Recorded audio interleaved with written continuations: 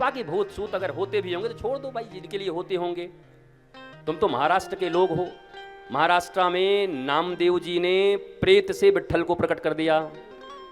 चंद्रभागा नदी के तट पर गए, रात 12 बजे पानी लेने के लिए, कीर्तनियों के लिए। जब वहां पहुंचे देखो 25 फुट का एक सफेद आदमी खड़ा, हिया।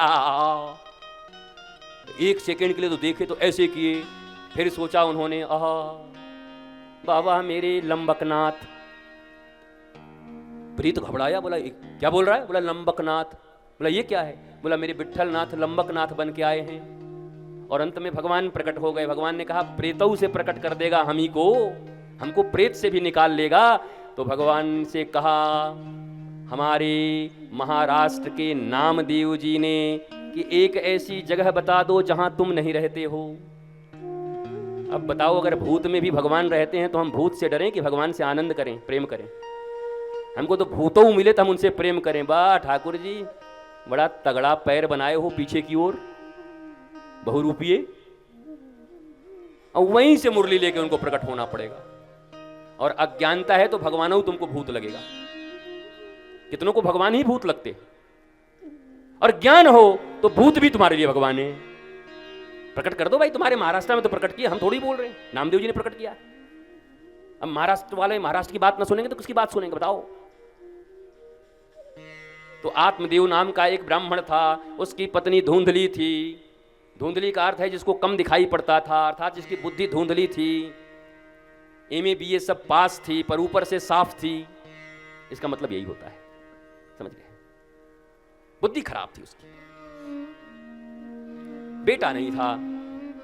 महात्मा एक मिल गए जंगल में, बोले हम आत्महत्या कर लेंगे। तो महात्मा ने कहा कर लो। बोला थोड़ा नीचे नदी से पानी पी के आ रहे हैं, प्यास लगी है। ऐसा आत्महत्या करने वाले देखे हो? तो आत्महत्या ही करना है तो पानी क्यों पीने जा रहा, मर जा। एक आदमी को हमने देखा टिफिन लेके गया था रेलवे लाइन पर। हम कहां जा रहे? बोला आत्महत्या करने। बोला क्यों? बोला ट्रेन लेट हो गई तब।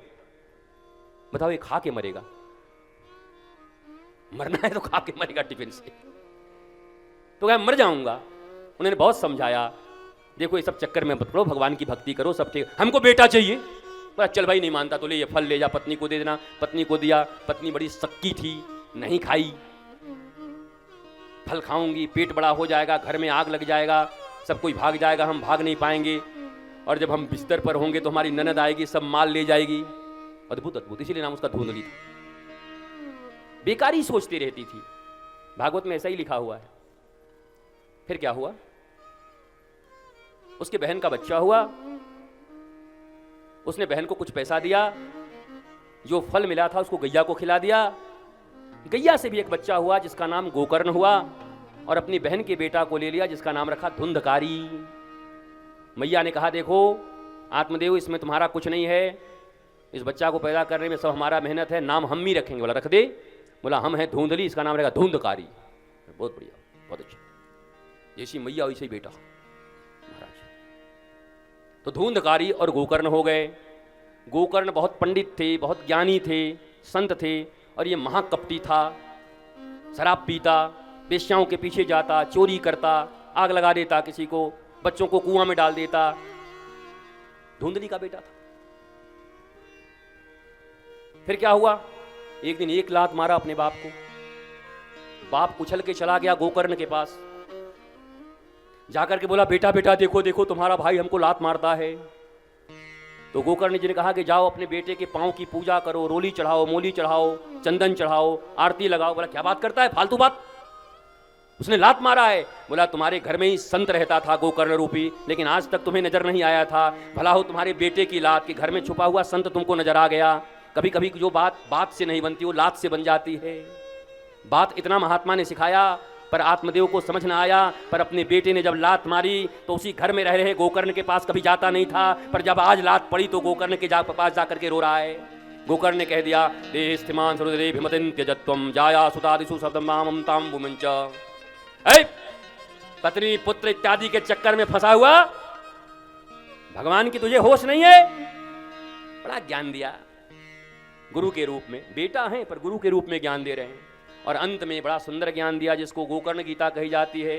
धर्मं भजस्व सततम त्यज्य लोक धर्मान शिवस्य साधु पुरुषान् जहि काम तृष्णाम् अन्यस्य दोष गुणचिन्तनमासु मुक्त्वा सेवा कथा रसमहो नितरां पिबत्वम् धर्मं भजस्व सततम। धर्म का भजन करो, सतत करो, लोक धर्म का परित्याग कर दो, परम धर्म को अपनाओ और लोक धर्म त्याग दो। अब इस पर तो मैं 10 दिन बोलता हूं और मुझे बोलना है 10 सेकंड में, कैसे बोलूं? बताइए, कोई उपाय बताइए नागपुर वालों।